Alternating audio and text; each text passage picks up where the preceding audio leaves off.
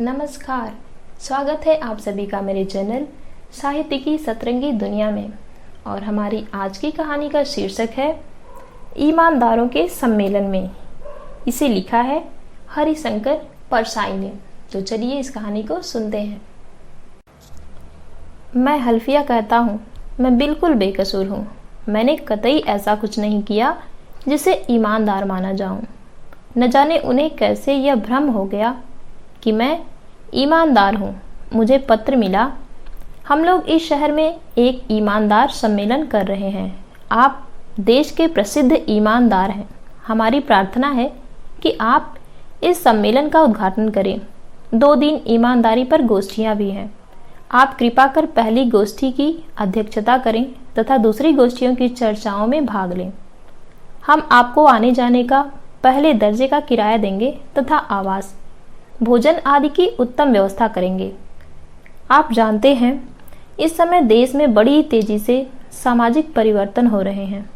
इस समय देशवासियों में ईमानदारी की चेतना जगाना बहुत ज़रूरी है। इस दृष्टि से यह सम्मेलन राष्ट्रीय महत्व का होगा।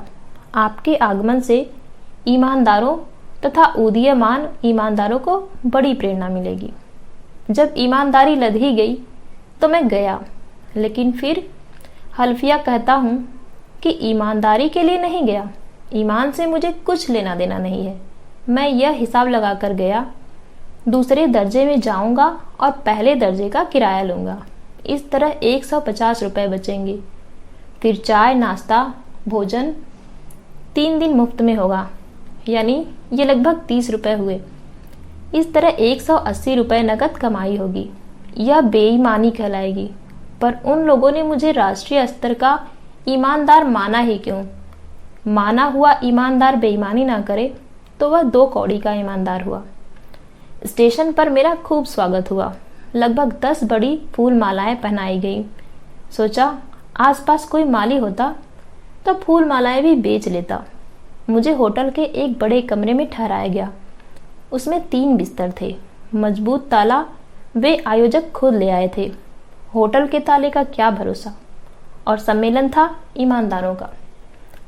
सच्चा ईमानदार वह होता है जो सबको बेईमान मानकर चले। मेरे कमरे के बाएं ओर सामने 2 हाल थे, जिनमें लगभग 30-35 प्रतिनिधि ठहरे थे। मेरे 2 ईमानदार साथी मेरे ही कमरे में आ गए। बिस्तर 3 थे ही। मैंने सोचा ताला लगाया जाएगा तो इन्हें तकलीफ होगी। मैंने ताला नहीं लगाया। सम्मेलन ईमानदारों का था तो ताला क्यों लगाया जाए? मैंने देखा है, चोरों के सम्मेलन तक में ताला नहीं लगाया जाता। चोर अपने चोर बंदूक की चोरी नहीं करता। उद्घाटन शानदार हुआ। मैंने लगभग 1 घंटे तक ऐसा अच्छा भाषण किया कि मुझे अभी तक शर्म आ रही है। लोग जा चुके थे। मैं था मुख्य अतिथि। मुझसे लोग बातें कर रहे थे। मैं चलने लगा तो चप्पल पहनने गया। देखा मेरी चप्पलें गायब थी। नई और अच्छी चप्पलें थी। अब वहाँ एक जोड़ी फटी पुरानी चप्पलें बची थी। मैंने उन्हें ही पहन लिया। यह बात फैल गई कि मेरी नई चप्पलें कोई पहन गया।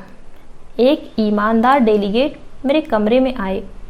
कहने लगे, क्या आपकी चप्पलें कोई पहन गया? मैंने कहा, हाँ, इतने बड़े जलसे में चप्पलों की अदला बदली हो ही जाती है। फिर मैंने ध्यान से देखा, उनके पाँव में मेरी ही चप्पलें थी। वह भी मेरी चप्पलें देख रहे थे। वे बहुत करके उनकी ही थी, पर वह बेहिचक मुझे समझाने लगे, देखिए चप्पलें एक जगह नहीं उतारना चाहिए। एक चप्पल यहाँ उतारिए तो दूसरी 10 फीट दूर, तब चप्पलें चोरी नहीं जाती। एक ही जगह जोड़ी होगी तो कोई भी पहन लेगा। मैंने ऐसा ही किया था। मैं देख रहा था कि वह मेरी चप्पलें पहने हैं और मुझे समझा रहे हैं। मैंने कहा, कोई बात नहीं, सुबह दूसरी खरीद लूँगा। आपकी चप्पलें नहीं गई, यह गनीमत है। फिर मैंने देखा कि एक बिस्तर की चादर गायब है। मैंने आयोजनकर्ताओं से कहा तो उन्होंने जवाब दिया, होटल वाले ने धुलने को भेज दी होगी, दूसरी आ जाएगी। पर दूसरी आई नहीं। दूसरे दिन गोष्ठियाँ शुरू हुई। विषय बड़े अच्छे थे। ईमानदारी, ऐतिहासिक परिप्रेक्ष्य में धर्म और ईमान, बेईमानी का सौंदर्य शास्त्र, ईमानदारी और आधुनिकता। सबसे ऊंचे स्तर की चर्चा हुई बेईमानी के सौंदर्य शास्त्र पर। श्रोताओं ने बड़ी तारीफ की कि ईमानदारों के सम्मेलन में बेईमानी के सौंदर्य शास्त्र पर चर्चा बहुत जरूरी थी। यह एक उपलब्धि है। रात को गोष्ठियों से लौटा तो देखा कि 2 चादरें और भी गायब हैं।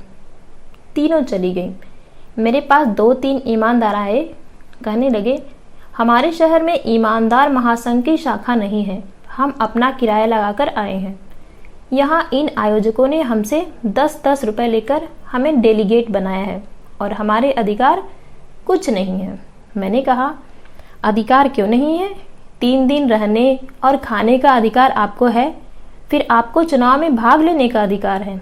जब इतनी दूर से आए हैं तो कुछ बनकर जाइए, मंत्री, उपमंत्री या कम से कम कार्यकारिणी के सदस्य बनकर जाइए। सम्मेलन में आकर बिना कुछ बने नहीं लौटना चाहिए। दूसरे दिन बैठक में जाने के लिए धूप का चश्मा खोजने लगा तो नहीं मिला। शाम को तो था। मैंने 1-2 लोगों से कहा तो बात फैल गई। इसी समय बगल के कमरे से हल्ला हुआ, अरे मेरा ब्रीफ केस कहाँ चला गया? यहीं तो रखा था। मैंने पूछा, उसमें पैसे तो नहीं थे? जवाब मिला, पैसे नहीं थे, कागजात थे। मैंने कहा, तो मिल जाएगा। मैं बिना धूप का चश्मा लगाए बैठक में पहुंचा। बैठक में 15 मिनट चाय की छुट्टी हुई। लोगों ने सहानुभूति प्रकट की। एक सज्जन आए, कहने लगे, बड़ी चोरियां हो रही हैं, देखिए आपका धूप का चश्मा ही चला गया। वह धूप का चश्मा लगाए थे। मुझे याद था कि एक दिन पहले वह धूप का चश्मा नहीं लगाए थे। मैंने देखा जो चश्मा वह लगाए थे वह मेरा ही था, काले मोटे फ्रेम का, पर वह बेखटके मेरे सामने बैठे थे। मैंने कहा, रात को क्या चांदनी में धूप का चश्मा लगाया जाता है? मैंने कमरे में टेबल पर रख दिया था। वह बोले, कोई उठा ले गया होगा। मैं उन्हें देख रहा था और वह मेरा चश्मा लगाए इत्मीनान से बैठे थे। बेईमानी का सौंदर्य शास्त्र वह ठीक से समझ गए थे। खैर, आयोजकों ने मुझे एक चश्मा खरीद दिया। तीसरे दिन रात को लौटा तो कुछ हरारत थी, थोड़ी ठंड भी थी। मैंने सोचा बिस्तर से कंबल निकाल लूं, पर कंबल भी गायब था। फिर हल्ला हुआ। स्वागत समिति के मंत्री आए, कई कार्यकर्ता आए। मंत्री कार्यकर्ताओं को डांटने लगे, तुम लोग क्या करते हो? तुम्हारी ड्यूटी यहाँ है, तुम्हारे रहते चोरियां हो रही हैं। यह ईमानदार सम्मेलन है, बाहर यह चोरी की बात फैली तो कितनी बदनामी होगी। कार्यकर्ताओं ने कहा, हम क्या करें? अगर सम्माननीय डेलीगेट यहाँ वहाँ जाएं तो क्या हम उन्हें रोक सकते हैं? मंत्री ने गुस्से में कहा, मैं पुलिस को बुलाकर यहाँ सबकी तलाशी करवाता हूँ। मैंने समझाया, ऐसा हरगिज मत करिएगा। ईमानदारों के सम्मेलन में पुलिस ईमानदारों की तलाशी ले, यह बड़ी अशोभनीय बात होगी। फिर इतने बड़े सम्मेलन में थोड़ी गड़बड़ी होगी ही। एक कार्यकर्ता ने कहा, तलाशी किनकी करवाएंगे? आधे के लगभग डेलीगेट तो किराया लेकर दोपहर को ही वापस चले गए। किसी ने कहा, मुझे तो शक है उन पर जो हमारे संगठन में नहीं है और यहाँ 10 रुपए देकर डेलीगेट बन गए। संयोग से 10 रुपए वाला एक डेलीगेट वहां बैठा था। वह गुस्से में लाल होकर बोला, हमें क्या आप बेईमान समझते हैं? हम क्या यहाँ चोरी करने आए हैं? आप लोगों ने क्यों अखबार में विज्ञप्ति छपवाई कि हम आ सकते हैं और 10 रुपए देकर डेलीगेट बन सकते हैं? हम हरगिज ना आते। मेरी अपनी पानी की कुप्पी चुरा ली गई। मेरे साथी की जेब से 50 रुपए चुरा लिए गए। मुझे तो ऐसा लगता है कि आप लोगों ने सम्मेलन इसलिए बुलवाया कि डेलीगेटों को चोरी करा लें। तलाशी अपनी कराओ। बड़ी मुश्किल से मैंने उन्हें समझाया। रात को पहनने के कपड़े सिरहाने दबाकर सोया, नई चप्पलें और शेविंग का डिब्बा बिस्तर के नीचे दबाया। सुबह मुझे लौटना था। मुझे उन लोगों ने अच्छा पैसा दिया। मैंने सामान बांधा। मंत्री ने कहा, परसाई जी, गाड़ी आने में देर है, चलिए स्वागत समिति के साथ अच्छे होटल में भोजन हो जाए, अब ताला लगा देते हैं। पर ताला भी गायब था। ताला तक चुरा लिया गया। गजब हो गया। मैंने कहा, रिक्शा बुलवाइए, मैं सीधा स्टेशन जाऊंगा, यहाँ नहीं रुकूंगा। मंत्री हैरान थे, बोले, ऐसी भी क्या नाराजगी है? मैंने कहा, नाराजगी कतई नहीं। बात यह है कि चीजें तो सब चुरा ली गई, ताला तक चोरी चला गया। अब मैं बचा हूं, अगर रुका तो मैं ही चुरा लिया जाऊंगा।